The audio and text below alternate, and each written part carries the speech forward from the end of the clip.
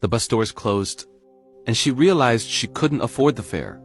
It was still dark in Manchester when she tightened her coat and started walking. The last of her money had gone on food for the kids. Work was 6 miles away. She told herself walking was just temporary, a short-term struggle she could push through. By midday, she arrived late. Again, her manager pulled her aside, his voice low but firm. One more time. That was all she got. One more chance before she was out. The walk home felt even longer that evening, the weight of his words pressing down with every step.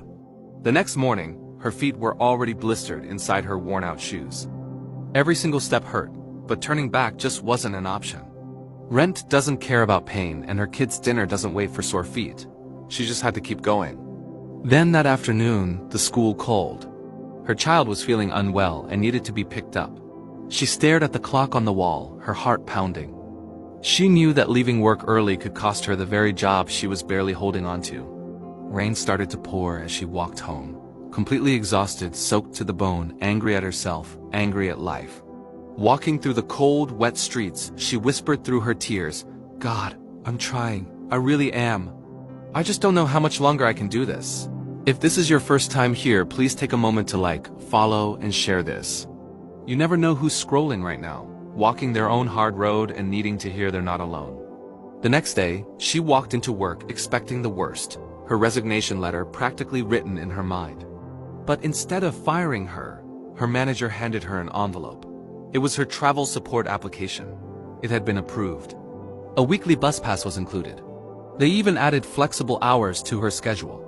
She just stood there, completely stunned, unable to process the sudden kindness. And that wasn't all.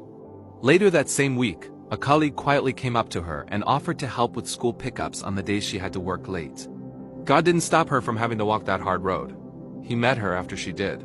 That evening, for the first time in a long time, she got home before dark. Her child ran up, hugged her legs tight, and looked up at her, saying, "Mom, you don't look so tired today. You see, sometimes God lets you walk the hard road, not to break you, but so you'll know exactly who it was that carried you through it." Thank you for watching. Like, comment, and share this story if it touched you.